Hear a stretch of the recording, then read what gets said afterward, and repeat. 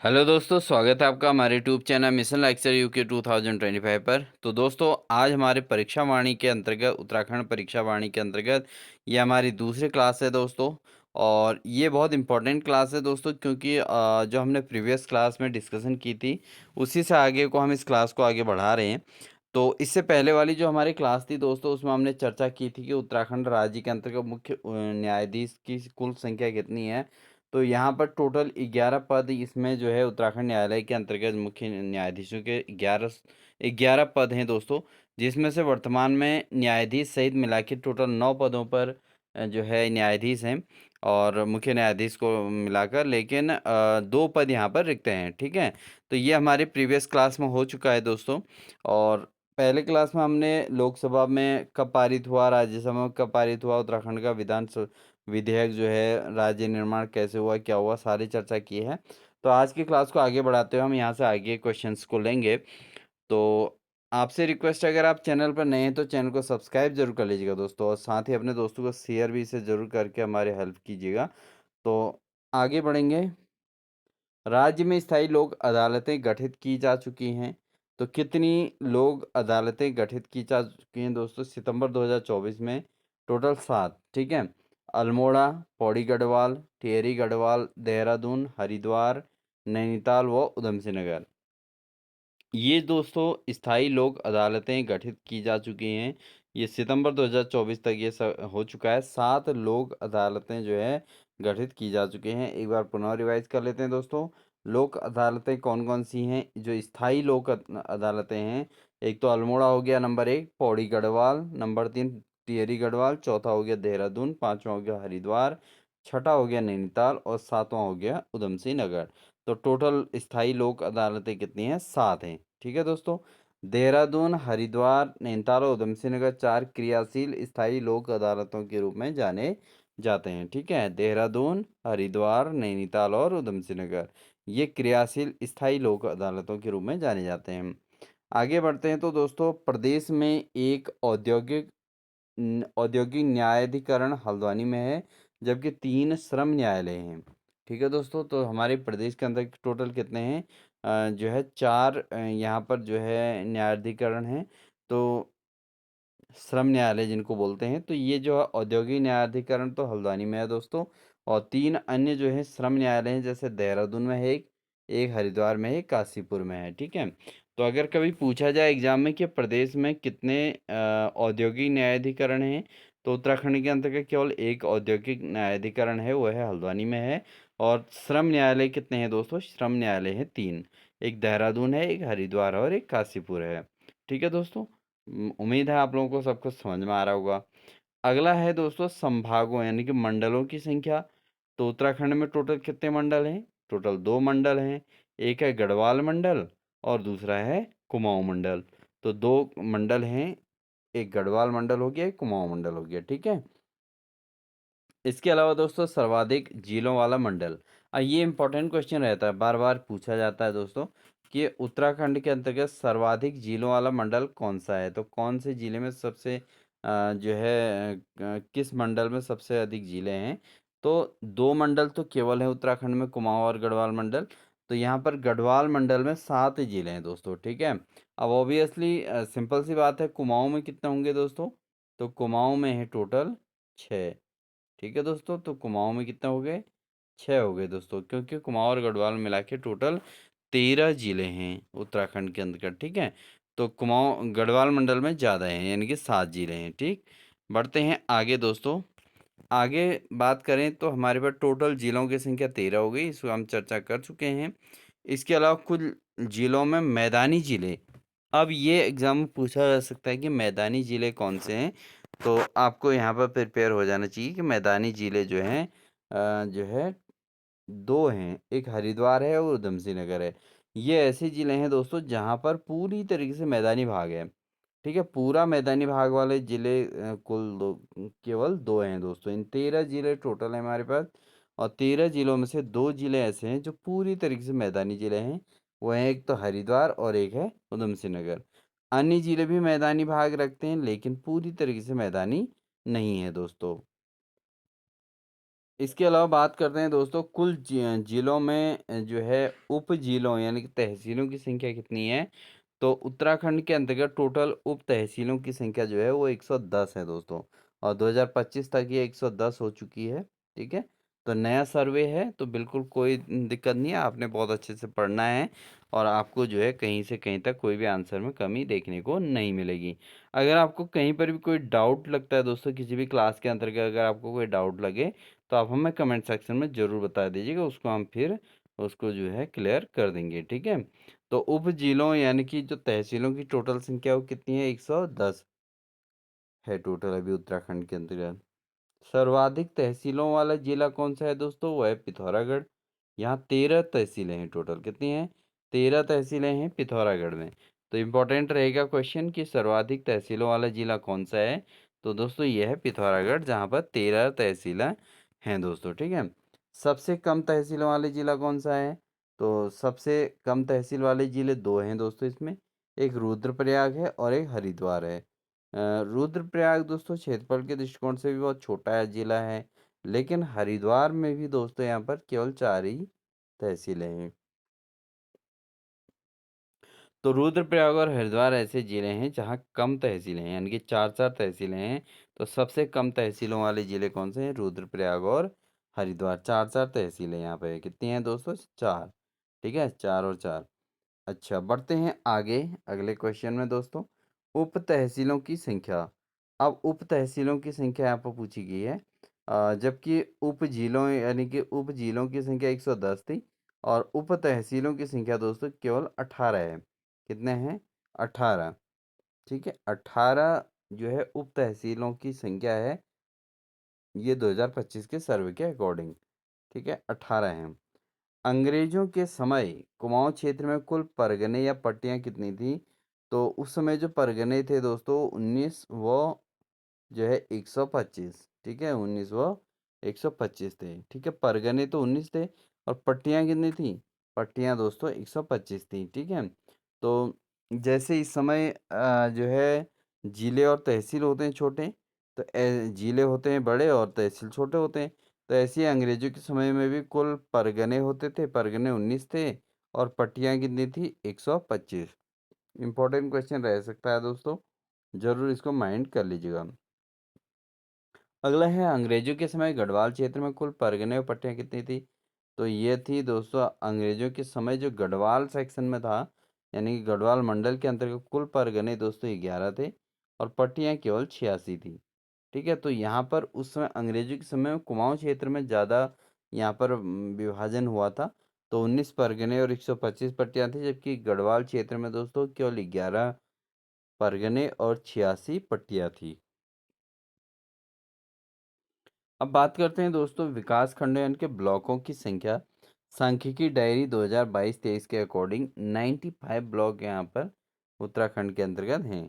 Total विकास खंड यानी कि ब्लॉक कितने हैं, 95 हैं, जिसमें से 82 दोस्तों इसमें पर्वतीय क्षेत्रों में है और 13 जो है मैदानी भागों में है। ठीक है। तो ये मेन है।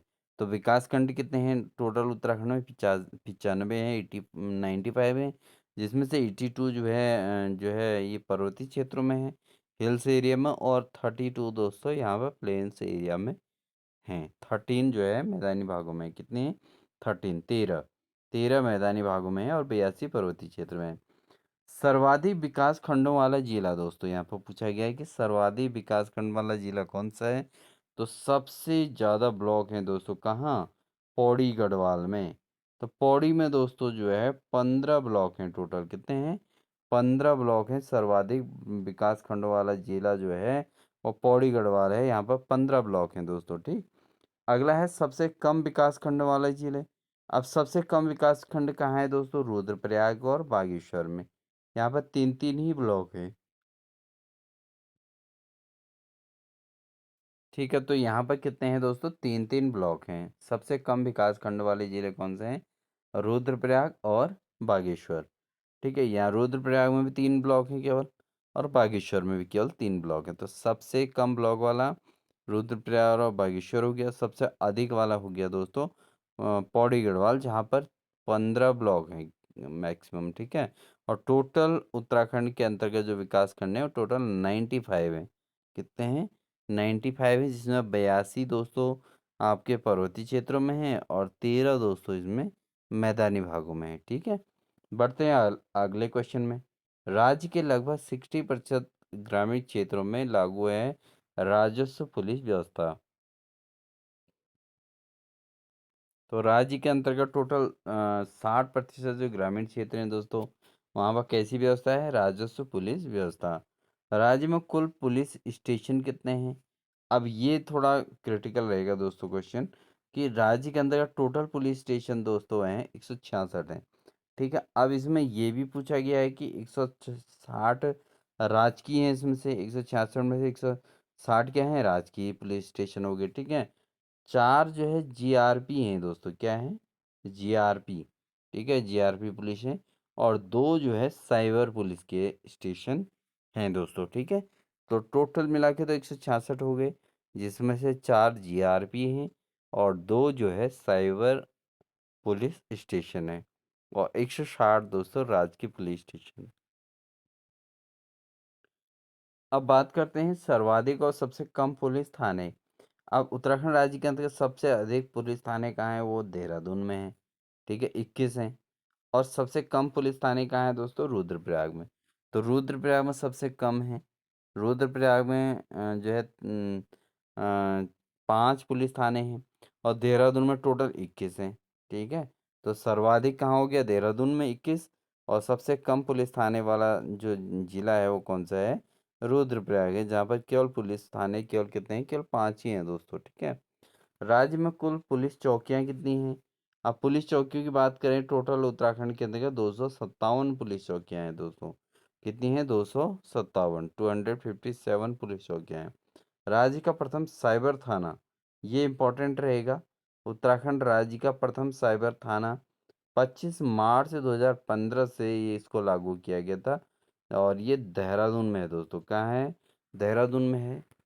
उत्तराखंड राज्य का प्रथम साइबर थाना 25 मार्च 2015 से दोस्तों यहाँ पर देहरादून में प्रथम साइबर थाना है दोस्तों, ठीक है। अगला है राज्य का दूसरा साइबर थाना। राज्य का दूसरा साइबर थाना का कहाँ है? 1 जनवरी 2021 में ये डेवलप हुआ था, और ये रुद्रपुर में है दोस्तों, ठीक है। तो पहला हो गया देहरादून में, 2015 में बना, और उसके बाद जो है 2021 में दोस्तों रुद्रपुर में दूसरा साइबर थाना बना दिया गया। अगला है दोस्तों राज्य का प्रथम बाल मित्र थाना। देखो ये कैसा क्वेश्चन है? बाल मित्र थाना है दोस्तों, क्या है? बाल मित्र थाना, ये 2021 से है। यह है डालन वाला थाना, क्या है? डालन वाला थाना कहाँ है? ये देहरादून में, ठीक है। तो राज्य का प्रथम बाल मित्र थाना जनवरी 2021 से बना, और यह है डालन वाला थाना यानी कि देहरादून में। इसको बाल मित्र थाना कहा गया है, ठीक है। बढ़ते हैं दोस्तों आगे। राज्य का दूसरा बाल मित्र थाना ये कहाँ है? कोतवाली हल्द्वानी, यानी कि नैनीताल डिस्ट्रिक्ट के अंतर्गत हल्द्वानी में है दोस्तों दूसरा बाल मित्र थाना। ये अक्टूबर 2021 में डेवलप हुआ था। कोतवाली कहाँ है? हल्द्वानी के अंतर्गत नैनीताल जिले में ये आता है दोस्तों। कुल ग्राम की बात करें तो कुल ग्राम दोस्तों यहाँ पर 16,793 हैं उत्तराखंड के अंतर्गत। 16,793, 16,793 टोटल गांव हैं दोस्तों, ठीक है। ये 2011 का सर्वे है, इसके अकॉर्डिंग है। और 15,745 आबाद ग्राम हैं, और 1,048 गैर आबाद हैं। तो टोटल गांव कितने हो गए दोस्तों? 16,793। कुल आबाद गांव कितने हो गए दोस्तों? 15,745, ठीक है। ये कुल आबाद गांव हैं। कुल आबाद ग्रामों में सर्वाधिक 7,846 ग्राम 2011 में 1 से 200 आबादी वाले यहाँ पर हैं दोस्तों, ठीक है। 7,846। कुल आबाद ग्रामों में सबसे कम यानी कि 117 ग्राम ऐसे हैं 2011 के अनुसार जहां 5,001 से अधिक आबादी वाले हैं, ठीक है। और सर्वाधिक और सबसे कम आबाद गांव वाले जिले कौन से हैं? तो सर्वाधिक जो है आबाद गांव की संख्या पौड़ी में है 3142, और सबसे कम आबाद जो गांव हैं दोस्तों वह हैं हरिद्वार में, 518 गांव आबाद यहाँ पर हैं दोस्तों। ठीक है। इसके अलावा कुल कार्यशील नगर पंचायतें कितनी हैं दोस्तों? 5,000 से 50,000 आबादी वाले टोटल 51 ऐसे नगर पंचायतें हैं। 51 है टोटल जो कार्यशील हैं। ठीक है। तो नगर पंचायत की क्या स्थिति होती है? 5,000 से 50,000 तक आबादी जहाँ पर हो उसको वहाँ नगर पंचायतें बनाई जाती हैं। और अभी उत्तराखंड के अंतर्गत टोटल कार्यशील जो नगर पंचायत है दोस्तों वह है 51। ठीक है। कुल विकास प्राधिकरण कितने हैं दोस्तों? कुल विकास प्राधिकरण तो 14 हैं दोस्तों। ठीक है, 2021 के अनुसार। इसमें से 5 बिल्कुल सक्रिय हैं। ये विकास प्राधिकरण टोटल कितने हैं? 14 हैं। याद रखिएगा, कुल कार्यशील नगर पंचायतें 51 हैं, विकास प्राधिकरण कितने हैं? 14 हैं। ठीक है।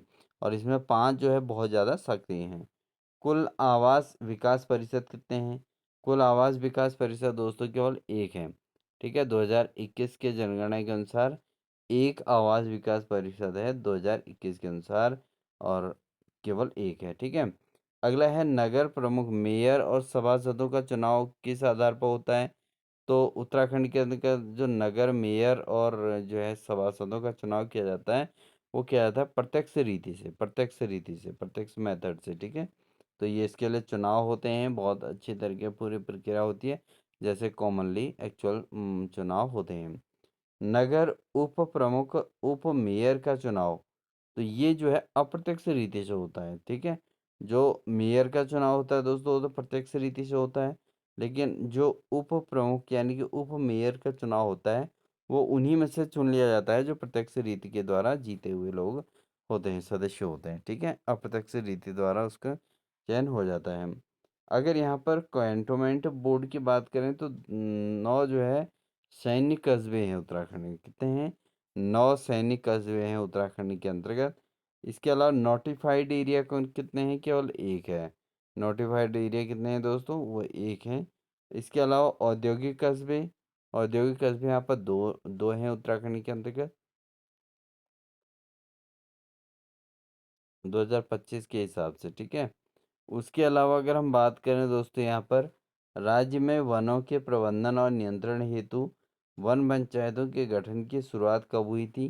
तो वृक्ष बचाने के लिए दोस्तों वन पंचायतों का गठन किया गया था, और इसकी शुरुआत 1931 में ही कर दी गई थी दोस्तों। कब?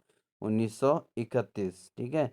तो वनों के प्रबंधन और नियंत्रण हेतु जो पंचायतों के गठन की वन पंचायतों का गठन की शुरुआत हुई थी वो 1931 से हो गई थी दोस्तों। ठीक। बढ़ते हैं अगले प्रश्न में। ग्राम पंचायतों की तरह वन पंचायतें भी हैं कानूनी संस्थाएं। जैसे ग्राम पंचायत के अंतर्गत एक कानूनी व्यवस्था चलती है, ऐसी वन पंचायतों पर भी कानूनी संस्थाएं चलती हैं दोस्तों।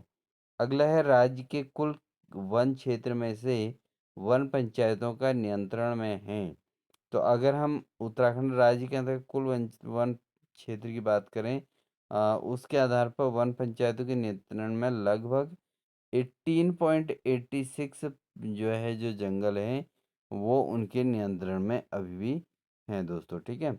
अगर हम बात करें वन पंचायतों में महिलाओं हेतु आरक्षण की, तो अगर वन पंचायतों में देखें तो महिलाओं के लिए जो आरक्षण है वो कितना है दोस्तों? वो है आपका 50%। ठीक, 50% ये है जो यहाँ पर वन पंचायत में महिलाओं के लिए आरक्षण रखा गया है।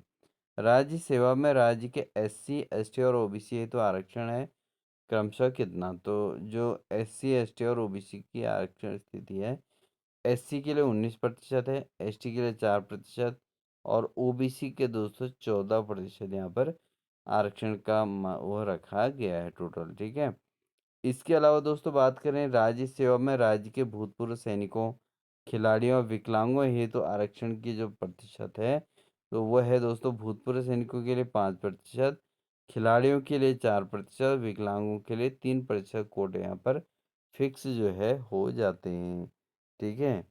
अगला है राज्य सेवा में राज्य के स्वतंत्रता संग्राम सेनानियों व उनके आश्रितों हेतु आरक्षण। तो अगर उत्तराखंड राज्य के अंतर्गत स्वतंत्रता संग्राम सेनानियों के लिए आरक्षण की बात करी जाए दोस्तों, तो वो केवल रखा गया है 2%। कितना परसेंट है? 2% है। पूछा जाता है एग्जाम में कि स्वतंत्रता संग्राम सेनानियों और उनके आश्रितों के लिए उत्तराखंड में कितना प्रतिशत जो है रखा गया है, तो आंसर होना चाहिए 2%। इसके अलावा राज्य में राज्य सूचना आयोग का जो गठन किया गया दोस्तों, वो किया गया था 3 अक्टूबर 2005 को। ठीक है, 3 अक्टूबर 2005 से राज्य के अंतर्गत सूचना आयोग का गठन किया गया था, और जिसके अंतर्गत RTI, ठीक है, राइट टू इंफॉर्मेशन, ठीक है, RTI जो लागू हुआ है 3 अक्टूबर 2005 को लागू हुआ था। राज्य मानवाधिकार आयोग पूर्णतः अस्तित्व में कब आया था? तो राज्य के अंतर्गत मानवाधिकार आयोग जो पूर्णतः अस्तित्व में आया था दोस्तों, वो आया था मई 2013 में। ठीक है, मानवाधिकार आयोग कब आया? मई 2013 में। सूचना आयोग कब आएगा? 2005 में। ठीक है, तो ये बहुत अच्छी बात है। उसके अलावा राज्य बाल अधिकार संरक्षण आयोग का गठन प्रथम कब किया गया था? ये 2011 में कर दिया गया था दोस्तों। 10 मई 2011 के अंतर्गत उत्तराखंड के अंतर्गत राज्य बाल अधिकार संरक्षण आयोग का गठन किया गया था 2011 में। ठीक है, उसके अलावा राज्य के अंतर्गत अल्पसंख्यक आयोग का गठन भी हुआ था, तो वो हुआ था 27 मई 2003 को। 27 मई 2003 को दोस्तों उत्तराखंड राज्य के अंतर्गत अल्पसंख्यक आयोग का गठन किया गया था। राज्य विधानसभा सेवा का अधिकार कानून बनाया गया था। कब बनाया गया था राज्य विधानसभा क्षेत्र सेवा का अधिकार कानून? ये बनाया गया था 2011 में। कब? 2011 में बनाया गया था दोस्तों। ठीक है, इसके अलावा सेवा का अधिकार अधिनियम के तहत जनता के अधिकारों की रक्षा हेतु सेवा अधिकार आयोग का गठन कब किया गया था? ये किया गया था 13 मार्च 2013 में। 13 मार्च 2013 में उत्तराखंड राज्य के अंतर्गत जो है जनता के अधिकारों की रक्षा हेतु सेवा अधिकार अधिनियम का गठन किया गया था। इसके अलावा दोस्तों अगर हम बात करें कि जनता द्वारा अपनी समस्याओं को ऑनलाइन दर्ज कराने हेतु 26 जनवरी 2024 से संचालित वेबसाइट, तो जनता अपनी समस्याओं को जो है ऑनलाइन माध्यम से दर्ज करना चाहे, तो इसके लिए भी नियम बन गया था 26 जनवरी 2013 से, और इसको संचालित भी किया गया, जिसका नाम है समाधान UK.gov.in। तो समाधान.UK.gov.in पर जाकर जो है अपनी जनता अपनी समस्याओं को ऑनलाइन दर्ज कर सकती है। ये ये नियम भी 26 जनवरी 2013 से संचालित हुई है दोस्तों। ठीक है, तो दोस्तों ये थी हमारी आज की क्लास, जिसके अंतर्गत हमने परीक्षा वाणी की ये दूसरी क्लास अटेंड की, और काफ़ी महत्वपूर्ण क्वेश्चंस पर हमने इसमें चर्चा की। आई होप आपको ये क्लास अच्छी लगी होगी। अगर आपको क्लास अच्छी लगी तो वीडियो को लाइक कर दीजिएगा, और चैनल पर नए हैं तो चैनल को सब्सक्राइब करके बेल आइकन दबाकर और नोटिफिकेशन ऑन कर लीजिएगा दोस्तों, जिससे इसी प्रकार की लगातार क्लासेस आपको हमारे चैनल पर माध्यम से देखने को मिलेंगी। तो मिलते हैं दोस्तों एक नेक्स्ट बेहतरीन क्लास के साथ। तब तक के लिए अपना ध्यान रखिए और अपनी तैयारी को मजबूत कीजिए। Wish you all the best.